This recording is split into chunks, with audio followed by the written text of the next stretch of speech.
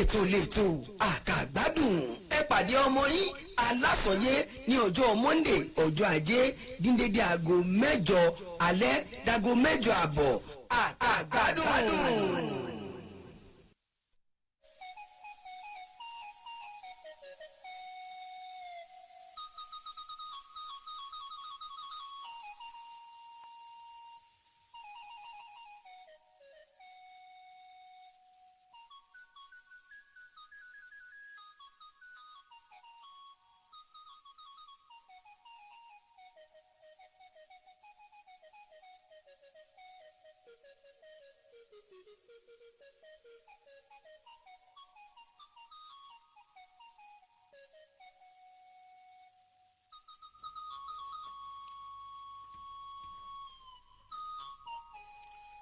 Ǹjẹ́ mojúbà lára lálẹ́ tòní?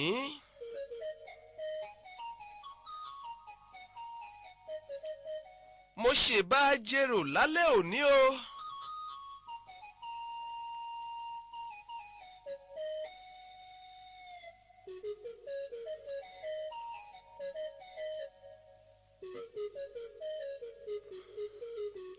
Mojúbọ wárangún àga ajífọwọ́ ọlábàjẹ́ téńté.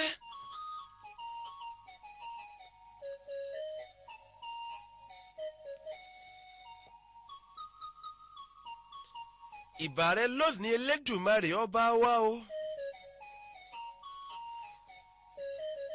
Ìbà ẹ̀yin ìyá mi ọ̀pá kí ọ̀là kí alágogo dẹ. Ẹ̀yin arógbá aṣọ mọ́kànlẹ̀.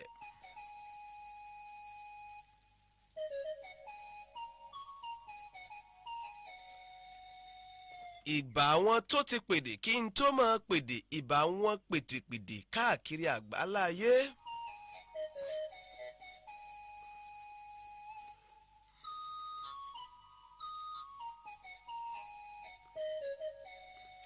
Ìbà bàbá mi Kọ́lá Olóòtú nìbàdàn.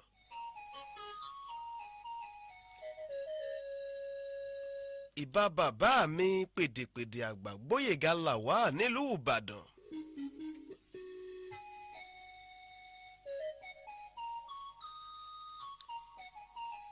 Ìbà ọ̀gá mi Oríyọmí Òkìkí ọmọ Ámúsà nìbàdàn.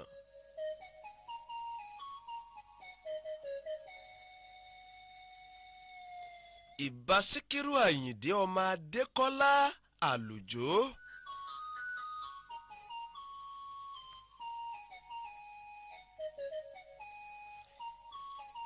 Ìbà gbogbo àwọn tán ti pèdè àwọn pèdèpèdè àwọn pèdèpèdè káàkiri àgbáláyé o ìbà yín o.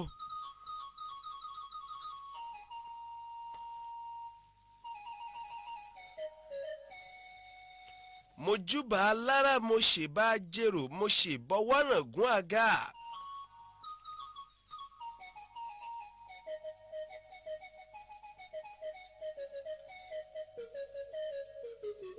Ẹ ń bá níta gbà báwo ọmọdé tó bá níta bàgbà wo ó ń fi àgbà tiẹ̀ náà ìfi ń ṣeré o.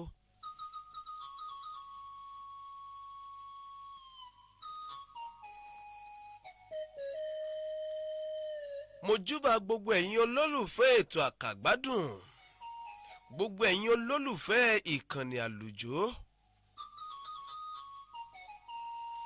Ẹ lè máa wò wá kẹ́ ẹ máa gbọ́ wa lójú òpó Facebook wa Alujo FM, lójú òpó eléyìí títí YouTube Alujo FM. Lókọ Victoria Ọ̀yáwálé ọlọ́wọ́ bọ́tìnì mi lálẹ́ tòní. Lèmi ọmọ yín ọ̀rẹ́ yín olólùfẹ́ yín àbúrò yín Alasoye mò ń kí yín pé ẹ kú àṣálẹ́.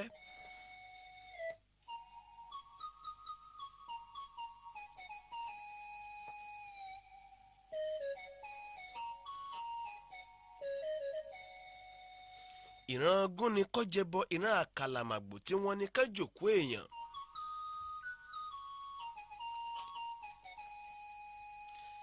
Ìran ajá báyìí ló ní kán gbòtà gbòmọ̀mọ̀ ló ní kọ́kàn. Iṣẹ́ tiwa ìran tiwa níkànnì Àlùjó ni ká fún yín láwọn ètò lọ́lọ́kan òjọ̀kan tí ò ṣe bẹ́ẹ̀ tí ẹ lè ríru ẹ̀ ń ta. èmi a máa sọ kò sí ilé iṣẹ́ rédíò tó lè gbégẹ̀ sí kànnì àlùjọ.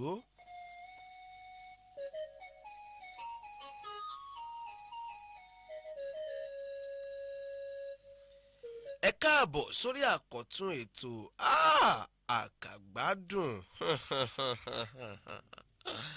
àkàgbádùn lètò.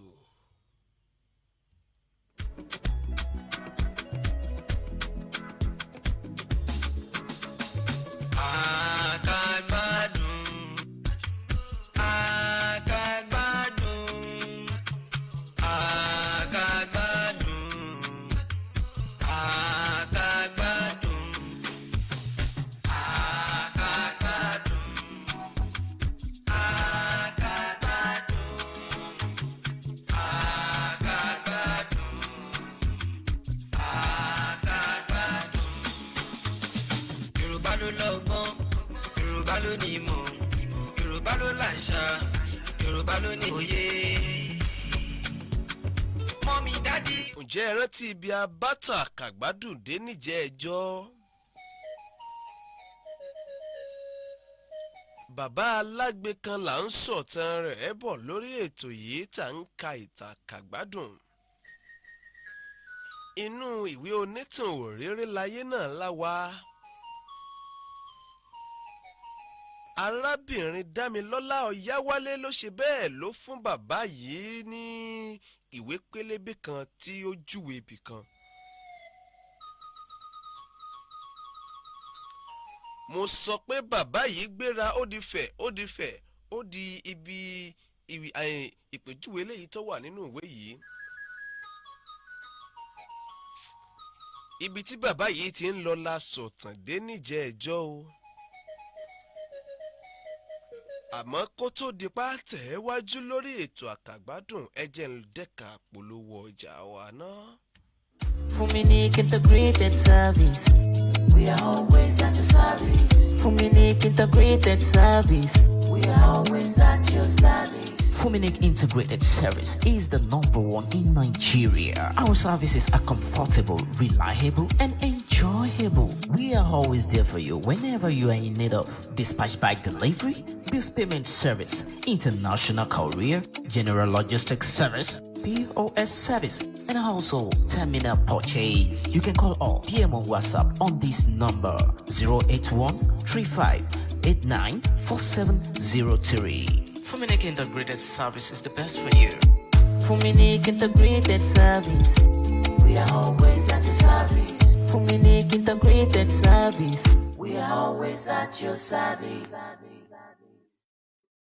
gbogbo ẹ̀yin olólùfẹ́ wa ní tilé tó kó orúkọ mi ní Hafiz Eniola tí ó gbọ́ mọ̀ sí Oníléré ó sì kan méjì tí mo ṣe wá bí ju pé mo fẹ́ jẹ́ kẹ́yìn ara ilé kẹ́ máa ṣe kíni kẹ́ máa wo Alujo FM online TV station ni. mọ́mì Tósìn látìgbà tẹ́ ẹ ti wà lórí social media yìí wọn ò ṣe like wọn ò ṣe love wọn tún fi comment jẹ́ yín yà kí ló ṣẹlẹ̀ gangan. ẹ wá gbà mí ó mà sún mi o látìgbà tí mo ti wà lórí social media yìí wọn ò ṣe like wọn ò ṣe love wọn ò share even wọn tún fi comment jẹ́ mí níyà kí lọ́nà àbáyọ. ìyá Tósìn mo sọ fún yín ẹni mọ̀nà là ń tẹ̀lé iléeṣẹ́ alálùbáríkà Alujo FM ló ní pé ká ṣe like comment àti viewer gbogbo ẹ̀yin tẹ́ nídìí followers tó jẹ́ níhùn lórí social media lórí Facebook ní Instagram TikTok YouTube ẹ máa bọ̀ níléeṣẹ́ alálùbáríkà Alujo FM ẹ pè wá àbí kẹ́ ẹ bá wa sọ̀rọ̀ lórí WhatsApp number wa 08028394626 lẹ́ẹ̀kan sí 08028394626 ogun a ò ní viewer a ò ní followers ìyẹn ti dohun gbàgbé o ẹ máa bọ̀ nílé iṣẹ́ alálùbáríkà Alujo FM àwa ni bàbá. mọ́mí dádì o brother sister o ẹ wá gbẹ́tọ̀ alálùbáríkà yìí o. ẹ káàbọ̀ padà láti ẹ̀ka àpolówó ọjà wa níkànnì Àlùjọ ibi tí aláǹfààní àti bá ìtàn yìí dé gangan níjẹ́ ẹjọ́ tó ẹ̀jẹ̀ àtẹ̀ sọ̀wọ́ wájú. bàbá alájò yìí òun náà ni ó ń lọ sí ibi tí àdírẹ́sì wà nínú ìwé tó mú dání. bàbá alájò ń sọ̀rọ̀ ó dá mi lójú bàbá alágbe ó dá mi lójú pé oríire ńlá kan ló ń dúró dèmí lọ́hùn mo gbọ́dọ̀ ṣe kíákíá. lẹ́yìn ọ̀pọ̀lọpọ̀ ìrìn tí bàbá alágbe rìn kò ju ìṣẹ́jú méjì péré lọ tó fi débi tí ń lọ. nǹkan tó ń ṣe ni láàánú ní ti àwọn ọmọ tó ń sáré tẹ̀lé bàbá náà lẹ́yìn. Ṣé kìí ṣe wípé àwọn ọmọ yìí ń fi kú ṣeré? Bàbá sì ti súnmọ́ ibi tó ń lọ tán. Tí mo bá sọ nǹkan tó máa ṣẹlẹ̀ sí bàbá Alágbe àti àwọn ọmọ kékeré yìí fún yín olùkọ̀tàn ní sọ báyìí. Bàbá Alágbe, mo ti débi tí mò ń lọ tán, ilé náà nìyẹn lọ́ọ̀kan. Sodiq náà ń sọ fáwọn ọ̀rẹ́ rẹ̀, ẹ jẹ́ ká lọ, ẹ jẹ́ ká lọ.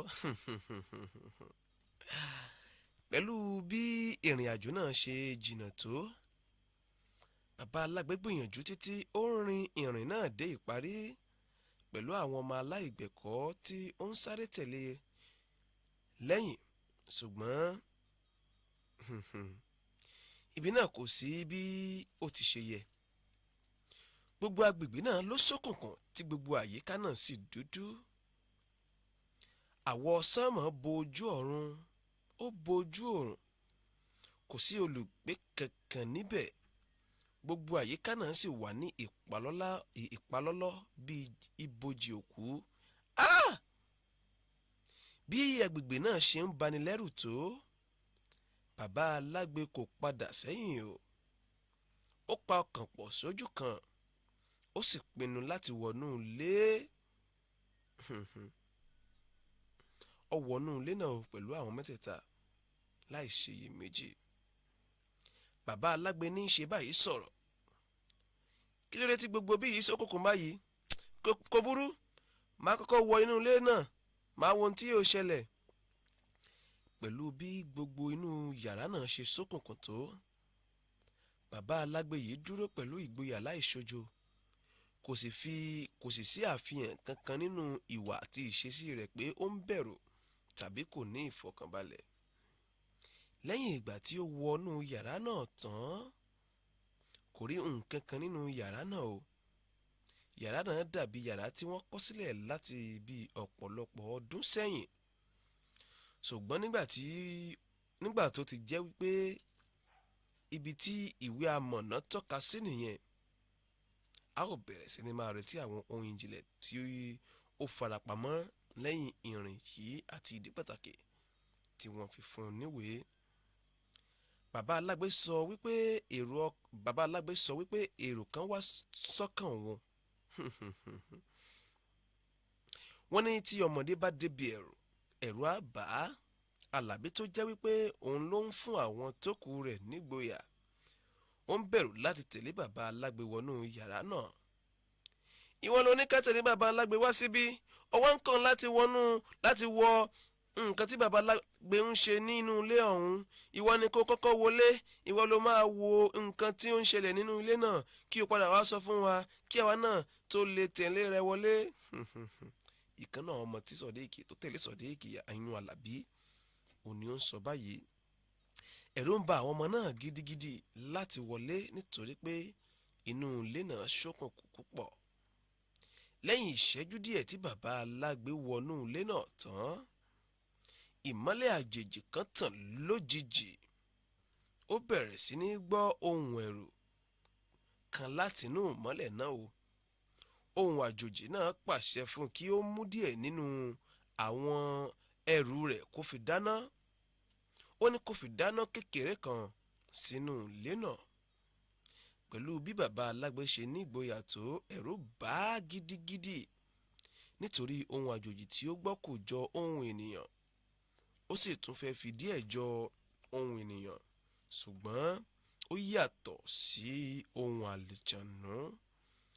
Ẹnu sì yà á fún nǹkan ìyàlẹ́nu tí ó rí nítorí pé kò ṣẹlẹ̀ lójú rẹ̀ rí, àfi bí ẹni pé ó ń lá àlá tàbí ó ń wo fíìmù ni. Ọlọ́run kò ṣe bàbá Alágbe lówó ṣùgbọ́n Ọlọ́run fún ní ẹ̀bùn ìgboyà. Pẹ̀lú bí ohun àjòjì yìí ṣe ń dẹ́rù bà tó, ẹ̀rù ikú kò bá nítorí pé ayé ti sú òun gan tẹ́lẹ̀tẹ́lẹ̀.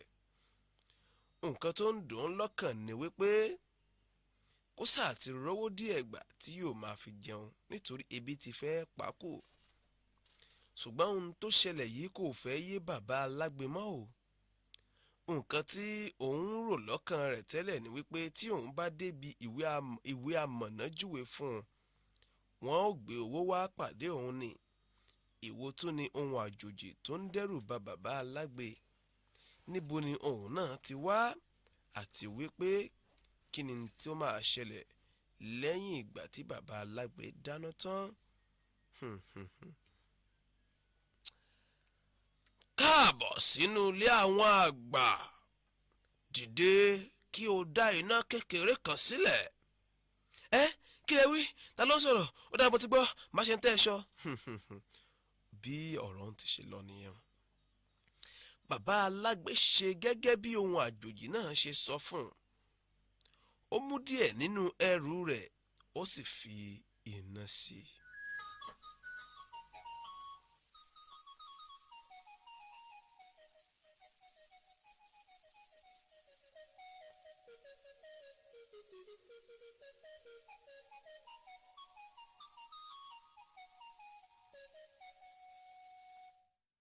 Àwọn ọmọ méjèèjì tó tẹ̀lé Àlàbí tó tẹ̀lé láti ibi tí wọ́n ti ń tẹ̀lé bàbá alágbe bọ̀, wọ́n fi tipátipá ti Àlàbí wọlé kí ó lọ wo tó ń ṣẹlẹ̀ nínú ilé náà o. Àlàbí rí iná tí bàbá alágbe dá sínú ilé. Ó sì ké pe àwọn ọ̀rẹ́ rẹ̀ méjì yòókù pé kí wọ́n wá wo nǹkan tí bàbá alágbe ṣe o. Bàbá alágbe ti dáná tán, ó wá ń retí nǹkan tó fẹ́ ṣẹlẹ̀. Èrò ọkàn rẹ̀ ni wípé ẹni tó sọ wípé kí òun dáná yìí yóò jáde sí òun tí yóò sì gbé owó wá bá òun. Èyí ló jẹ́ kí inú bàbá alágbe máa dùn tí ẹ̀rín ayọ̀ sì ń jábọ́ lẹ́nu rẹ̀ o.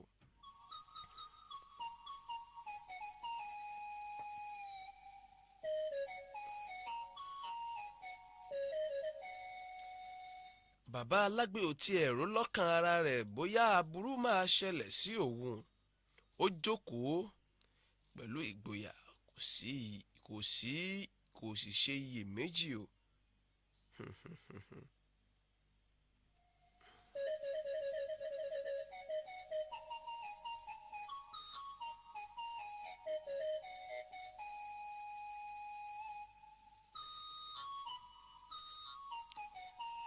Mo ti dá iná náà, kí ni ẹ tún fẹ́ kí n ṣe? Òun náà tún dáhùn, ó ní, sún sẹ́yìn kúrò nídìí iná náà kí o sì dákẹ́ jẹ́ fún ìṣẹ́jú díẹ̀ o.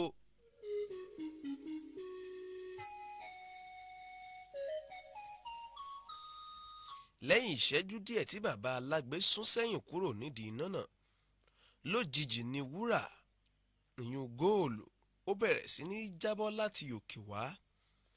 Wúrà tí àwọn olóyìnbó ń pè ní góòlù, ó bẹ̀rẹ̀ sí ní jábọ́ kúrò nínú idẹ kékeré kan láti ọ̀kánkán ibi tí ohun àjòjì náà ti ń sọ̀rọ̀.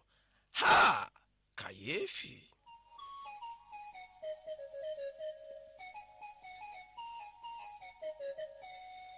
Arábìnrin Dámilọ́lá fẹ́ sọ bàbá alágbe di olówó jaburata ní o. Ìdí nìyẹn tó fi ìwé sínú igbá bàbá alágbe. Ṣùgbọ́n ohun àjòjì náà sọ fún bàbá alágbe wípé kí ó máa tọ́jú àwọn aláìní. Àwọn tí àtijẹ àtimú jẹ́ ìnira fún, kí ó máa mú inú wọn dùn nígbà tó bá lówó tán. Nígbà tí bàbá alágbe rí góòlù tí ń jábọ́ látòkè, ó fọhùn. Ọlọ́run, èmi nìkan tán, wúrà, owó ti dé, ọlá ti dé.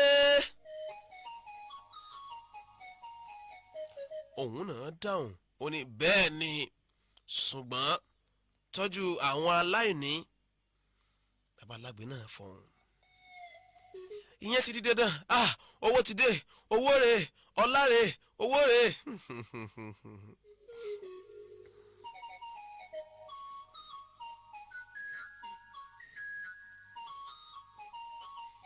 Ìyípadà rere bá ayé bàbá alágbe o.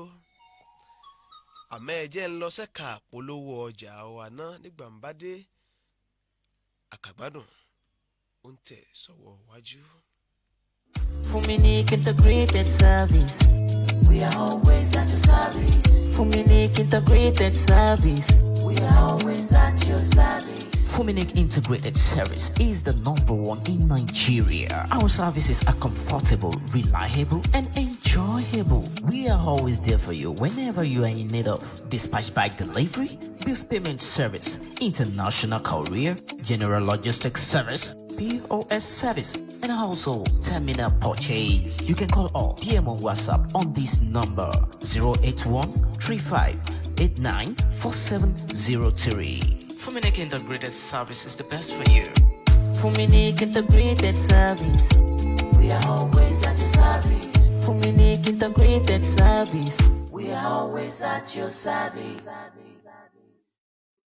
gbogbo ẹ̀yin olólùfẹ́ wa ní tilé tó kó orúkọ mi ní Hafiz Eniola tí ó gbọ́ mọ̀ sí oníléré ó sì kan méjì tí mo ṣe wá bíjú pé mo fẹ́ jẹ́ kẹ́yìn ara alẹ́ kẹ́ máa ṣe kí ni kẹ́ máa wo Alujo FM online TV station ni. mọ́mì Tósìn látìgbà tẹ́ ẹ ti wà lórí social media yìí wọn ò ṣe like wọn ò ṣe love wọn tún fi comment jẹ́ yín yà kí ló ṣẹlẹ̀ gangan. ẹ wá gbà mí ó mà sún mi o látìgbà tí mo ti wà lórí social media yìí wọn ò ṣe like wọn ò ṣe love wọn ò share even wọn tún fi comment jẹ́ mí níyà kí lọ́nà àbáyọ. ìyá Tósìn mo sọ fún yín ẹni mọ̀nà là ń tẹ̀lé iléeṣẹ́ alálùbáríkà Alujo FM ló ní pé ká ṣe like comment àti viewer gbogbo ẹ̀yin tẹ́ nídìí followers tó jẹ́ níhùn lórí social media lórí Facebook ní Instagram TikTok YouTube ẹ máa bọ̀ nílé iṣẹ́ alálùbáríkà Alujo FM ẹ pè wá àbí kẹ́ ẹ bá wa sọ̀rọ̀ lórí WhatsApp number wa 08028394626 lẹ́ẹ̀kan sí 08028394626 ogun a ò ní viewer a ò ní followers ìyẹn ti dohun gbàgbé o ẹ máa bọ̀ nílé iṣẹ́ alálùbáríkà Alujo FM. Akagbadun, Akagbadun, Akagbadun, Akagbadun, Akagbadun.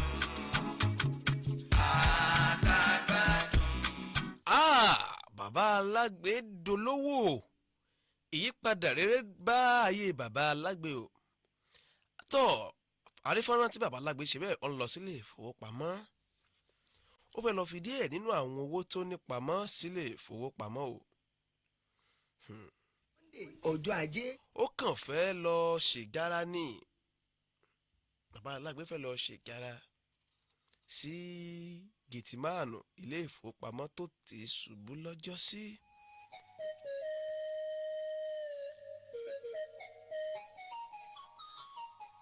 ó fẹ́ fi yé e wípé ibi títẹ nìkan parí sí ibẹ̀ ni tẹlòmíì ti bẹ̀rẹ̀ o.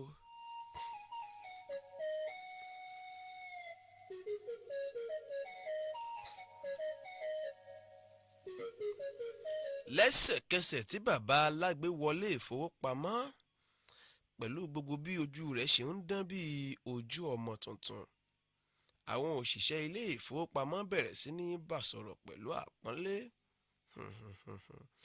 ẹni tí wọ́n ń pàṣẹ fún wa tẹ́lẹ̀ dẹni tí ó ń pàṣẹ fúnni ní ìsinyìí.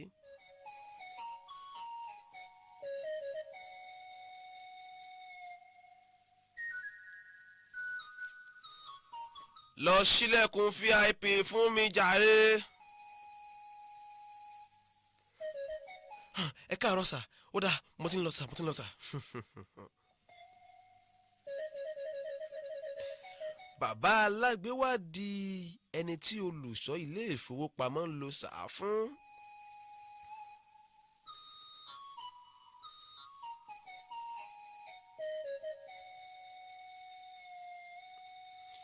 bàbá Alágbe kò ti torí nǹkan méjì wá sílé ìfowópamọ́ yìí ó wá láti fi yé àwọn tí wọ́n ń kẹ̀gàn ẹlòmíì pé ilé ayé kò sí fẹ́nìkan so ẹni tí kò ní lónìí ó lè padà wá ní tó bá dọ̀la ẹ jẹ́ ká máa bọ̀wọ̀ fún ara wa bó tilẹ̀ jẹ́ pé wọn ò yẹ lẹ́ni ọ̀wọ̀.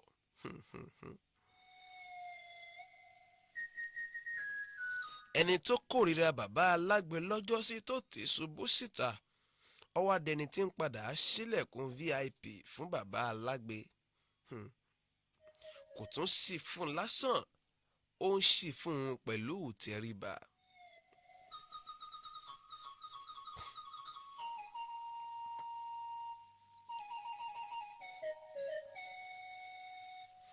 ẹ má jẹ́ kó yà yín lẹ́nu. Sodiq yún Alábí àti àwọn ọ̀rẹ́ rẹ̀ ṣàìsàn bẹ́ẹ̀ ni wọn ò sì kú. Mo mọ̀ pé èrò ọkàn gbogbo yín ni wípé wọn kò ní fara rẹ̀ lọ. Kò rí bẹ́ẹ̀ rárá o. Alábí ló ran bàbá Alágbe lọ́wọ́ tí bàbá Alágbe fi di èèyàn pàtàkì. Kí ni ìrànlọ́wọ́ tí Alábí ṣe fún bàbá Alágbe? Nígbà tí ohun àjèjì náà sọ fún bàbá Alágbe pé kó mú díẹ̀ nínú àwọn ẹrù rẹ̀ kó fi da iná, Alábí ló lọ wá ìṣáná fún un lọ́jọ́ náà nítorí pé bàbá Alágbe kò ní ìṣáná lọ́wọ́. Látara àdí èyí, bàbá Alágbe sì ṣe ìlérí fún àwọn ọmọ náà lọ́jọ́ náà pé òun yóò sọ wọ́n di onínú dídùn ọmọ ní gbogbo ọjọ́ ayé wọn.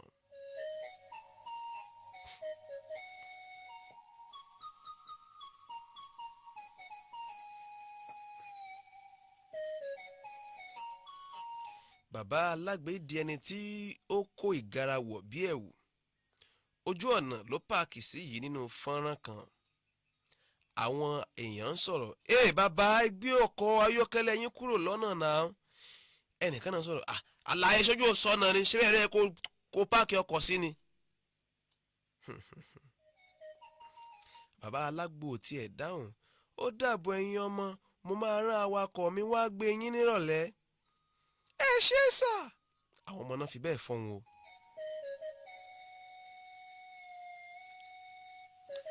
Bàbá Alágbe di olólùfẹ́ ilé oúnjẹ, ilé ìtura àti olùfẹ́ gbogbo ibi tí àwọn èèyàn ti ń jẹ gbádùn.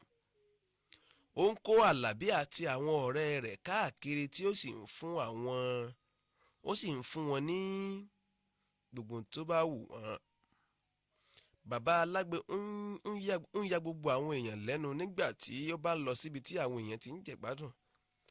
Yóò máa sọ fún gbogbo àwọn tó bá ní ilé náà wípé kí wọ́n jẹ gbogbo tó bá wù wọ́n, kí wọ́n mu tó bá wù wọ́n wípé òun yóò san gbogbo rẹ̀.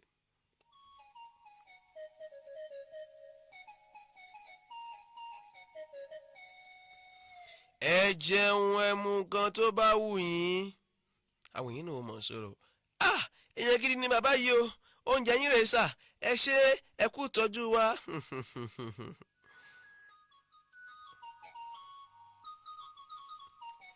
Ǹjẹ́ ẹ gbàgbé pé ọ̀rọ̀ tí arábìnrin Dámilọ́lá tó dá bàbá yìí lọ́lá tó sọ fún ni pé kó tọ́jú àwọn aláìní. Bàbá Alágbe ń jayé bó ti ṣe wù ú. Àkókò ti kó wa ní pàpamọ́ra ibi tá láǹfààní láti dúró lónìí. Nígbà ó bá di ìjọ́ mẹ́jọ, a máa tẹ̀síwájú lórí ìtàn rere láyé. Alasoye ló kọ tèmi. Ìkànnì Àlùjọ òun lè tu Akagbadun òun ní tí ń bá fẹ́fẹ́ sọ̀rẹ́ títí ìjọ́ mẹ́jọ tá máa pàdé lórí ètò Akagbadun. Ire o, àlàáfíà ohun ayọ̀ làá fi pàdé. Àwa ni bàbá.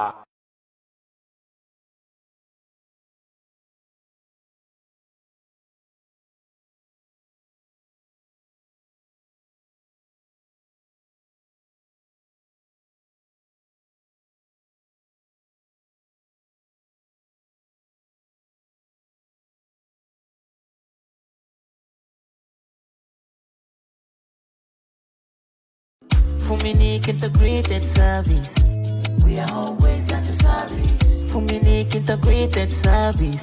We are always at your service. Fuminique Integrated Service is the #1 in Nigeria. Our services are comfortable, reliable, and enjoyable. We are always there for you whenever you are in need of dispatch by delivery, bills payment service, international courier, general logistics service, POS service, and also terminal purchase. You can call or DM on WhatsApp on this number 081-3589-4703. Fuminique Integrated Service is the best for you. Fuminique integrated service.